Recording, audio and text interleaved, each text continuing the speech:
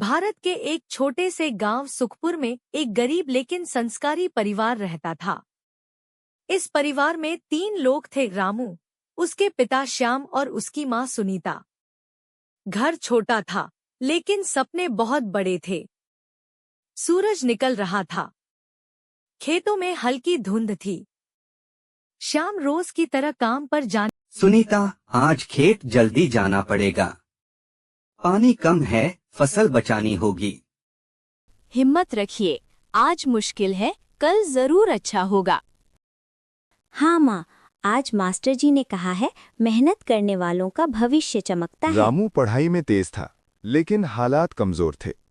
वो अक्सर आसमान की तरफ देखकर सोचता, एक दिन मैं इतना काबिल बनूंगा कि मेरे माँ बाप को मेहनत ना करनी पड़े। एक साल गांव में भयानक सूखा पड़ा, खेत बंजर हो गए, शाम की फसल बर्बाद हो गई। अब समझ नहीं आ रहा घर कैसे चलेगा, रामू की फीस कैसे भरूंगा। हिम्मत रखिए, आज मुश्किल है, कल जरूर अच्छा होगा। रामू ने अपने पिता की चिंता सुन ली थी। बापू, अगर आप बुरा न माने तो मैं स्कूल के बाद काम कर लूं। नहीं बेटा, तुझे सिर्फ पढ़ाई करनी है। मैं पढ़ाई भी करूंगा और आपकी मदद भी। ठीक है, लेकिन पढ़ाई नहीं छूटनी चाहिए। अब रामू दिन में स्कूल, शाम को दुकान पर काम और रात को दिए की रोशनी में पढ़ाई करता। बेटा, तू थक गया होगा, थोड़ा आराम कर ले। नहीं माँ, मेहनत से ही सपना पूरा होता है। कुछ लोग मजाक उड़ाने लगे। अरे छोड़ो पढ़ाई, किसान का बेटा किसान ही बनेगा। एक दिन इन्हीं बातों का जवाब मेरी सफलता देगी। उसी साल शाम बीमार पड़ गया, घर की हालत और खराब हो गई। रामू, तू परीक्षा की तैयारी कर, घर की चिंता मत कर। माँ, अगर मैं पास हो गया तो सब ठीक हो जाएगा।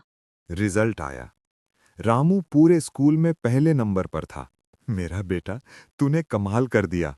आज भगवान ने हमारी सुन ली। ये सब आपकी दुआओं से हुआ है। रामू को शहर में पढ़ने की स्कॉलरशिप मिली। जहाँ भी रहो, इंसान बने रहना और अपनी जड़ों को मत भूलना। मैं लौटकर जरूर आऊंगा, आपका नाम रोशन करके। सालों की मेहनत के बाद रामू को अच्छी नौकरी मिली। वो गांव लौटा। रामू, माँ, ये साड़ी आपके लिए। बापू, ये दवाइयाँ। श्याम, आज मुझे अपने बेटे पर गर्व है। सुनीता, आज तो सच में बड़ा आदमी बन गया। ये कहानी हमें सिखाती है, मेहनत, सब्र और माँ बाप का आशीर्वाद इंसान को जमीन से आसमान तक पहुँचा सकता है। पहले आदमी और औरत, आदम और हव्वा, एक सुंदर बाग में रहते थे जो परमेश्वर ने उनके लिए बनाया था। पर शैतान एक धूर्त सांप की तरह आया और आदम और हव्वा की परीक्षा ली। क्या परमेश्वर ने तुमको सही में कहा, इन पेड़ों के फलों को मत खाओ? सांप ने हव्वा से पूछा। केवल बीच वाले पेड़ से। हव्वा ने जवाब दिया, अगर हम इससे फल खाएं तो हम मर जाएंगे। तुम नहीं मरोगे, सांप ने कहा। यहां पर एक कारण है कि क्यों परमेश्वर नहीं चाहते कि तुम इस पेड़ से खाओ। अगर तुम खाओगे तो तुम उसके जैसे बन जाओगे। जो वो जानता है, तुम भी जानोगे।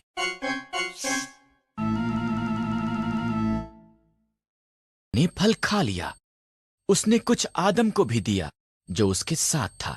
उसने भी इसे खाया। उन्होंने पहले कभी नहीं एकदम से उन्होंने वो जाना जो उन्होंने पहले कभी नहीं जाना था। एक बात जो वो जानते थे वो ये कि वो नंगे थे।